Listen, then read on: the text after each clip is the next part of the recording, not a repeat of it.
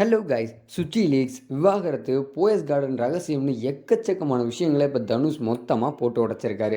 அந்த வகையில் பார்த்தோன்னா சமீப காலமாக நடிகர் தனுஷ் பேர் நிறைய சர்ச்சைகளில் சிக்கிட்டு வருது. அது மட்டும் இல்லாமல் தமிழ் சினிமாவோட பல பிரபலங்களோட விவாகரத்துக்கு தனுஷ் தான் காரணம் அப்படின்னு வேற சொல்லப்பட்டுட்டு வந்துட்டு இருக்கு. அது மட்டும் இல்லாமல் பாடகி சுசித்ரா நடிகர் தனுஷ் மேலே வச்ச குற்றச்சாட்டு எல்லாமே இப்படி நிறையா விஷயங்கள் அவர் மேலே தொடர்ந்து வந்துட்டே இருக்குது. ஆனால் அது எதுக்குமே அவர் செவிசாய்க்கவே இல்லை. இந்த குற்றச்சாட்டில் சம்மந்தப்பட்ட நடிகர் கார்த்தி இதற்காக நீதிமன்றம் வரைக்கும் போனார். ஆனால் இவ்வளவு பெரிய பழி தன் மேலே சுமத்தப்பட்டிருந்தாலும் கூட நடிகர் தனுஷ் வாயை திறக்காமலேயே இருந்தார். அதே மாதிரி தன்னுடைய விவாகரத்து செய்தி பற்றியும் அவர் என்றைக்குமே எதுவுமே பேசினதே கிடையாது. ஆனால் இந்த சர்ச்சைக்கு எல்லாம் முற்றுப்புள்ளி வைக்கும் விதமாக ராயன் பட இசை வெளியீட்டு விழா மேடையை சரியாக நம்ம தனுஷ் பயன்படுத்திக்கிட்டாரு அப்படின்னு தான் சொல்லணும். தனுஷோட 50வது படமாக ரிலீஸ் ஆக இருக்கக்கூடிய ராயன் படம் பார்த்தீங்க அப்படின்னா இந்த படத்தில் அபர்ணா பாலமுரளி, எஸ்.ஜே. சூர்யா உள்ளிட்டோர் நடிச்சிருக்காங்க.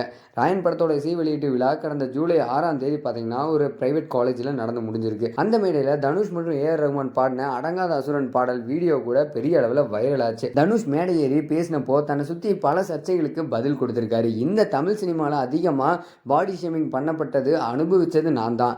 அது மட்டும் இல்லாமல் என்னை பற்றி நிறைய சர்ச்சையான விஷயங்கள் வெளியாகிட்டு தான் இருக்குது. இன்றைக்கு வரைக்குமே நிறைய பேர் முதுகில் குத்துற சம்பவங்கள் நடந்துட்டும் வந்துட்டு தான் இருக்குது. இதையெல்லாம் தாண்டி நான் யார் அப்படிங்கிறது என்னோட அப்பா அம்மாவுக்கு தெரியும். அதற்கப்புறம் என்னோட பிள்ளைகளுக்கு தெரியும். அதையும் தாண்டி ரசிகர்களாகிய உங்களுக்கு தெரியும் அப்படின்னு சொல்லியிருக்காரு. இவ்வளவு பிரச்சனையும் சமாளிச்சுட்டு இருக்கேன் அப்படின்னா அதற்கு எல்லாத்துக்கும் முக்கியமான காரணமும் நீங்கள், அதாவது ரசிகர்களாகி நீங்கள் தான் காரணம் அப்படின்னு சொல்லியிருக்காரு. நான் சூப்பர் ஸ்டார் ரஜினிகாந்த் மேலே ரொம்பவே தீவிரமான ஒரு வெறித்தனமான ஃபேனாக இருந்தேன். எனக்கு 15 வயசில் இருக்கும்போதே ரஜினியோட வீட்டை எப்படியாவது பார்த்துடணும் அப்படின்னு போயஸ் கார்டன் பக்கம் போயிருக்கேன். வெளியே நின்று அந்த வீட்டை பார்த்தேன். திரும்பி வரும்போது முன்னாள் முதலமைச்சர் ஜெயலலிதா அவர்களோட வீட்டையும் பார்த்தேன். சூப்பர் ஸ்டார் வீடு, அதற்கு பக்கத்திலேயே ஜெயலலிதா வீடுன்னு சொல்லி பிரம்மாண்டமாக இருந்தது.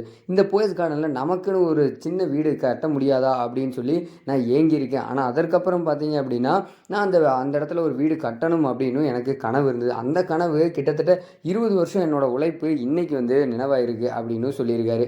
கடினமாக உழைச்சதுனால தான் இன்னைக்கு அந்த வீடை கட்ட முடிஞ்சது. சின்ன வயசில் அந்த இடத்துல வீடு கட்ட ஆசைப்பட்ட வெங்கடேஷ் பிரபுவுக்கு தனுஷா நான் கொடுத்த ஒரு பரிசு தான் அந்த வீடு அப்படின்னு சொல்லியிருக்காரு. அதற்கு பின்னாடி இவ்வளவு சர்ச்சைகள் வரும் அப்படின்னு எனக்கு தெரிஞ்சிருந்தா நான் அந்த வீட்டை கட்டியிருக்கவே மாட்டேன் அப்படின்னு தனுஷ் மனமுருகி பேசியிருக்காருங்க. இந்த ஒரு விஷயம் பார்த்தீங்க அப்படின்னா சோஷியல் மீடியாவில் வைரலாக பரவிட்டு இருக்கு. அது மட்டும் இல்லாமல் தனுஷ் ரசிகர்கள்லாம் ரொம்பவே மெய் மறந்து அவரோட ஸ்பீச்சை கேட்டுட்டு இருந்தாங்க அப்படின்னு கூட சொல்லலாம். இந்த மாதிரியான சுவாரஸ்யமான சினிமா தகவலாக தெரிஞ்சுக்கணும் அப்படின்னா கண்டிப்பாக நம்ம சேனலோட ஸ்டேடியம்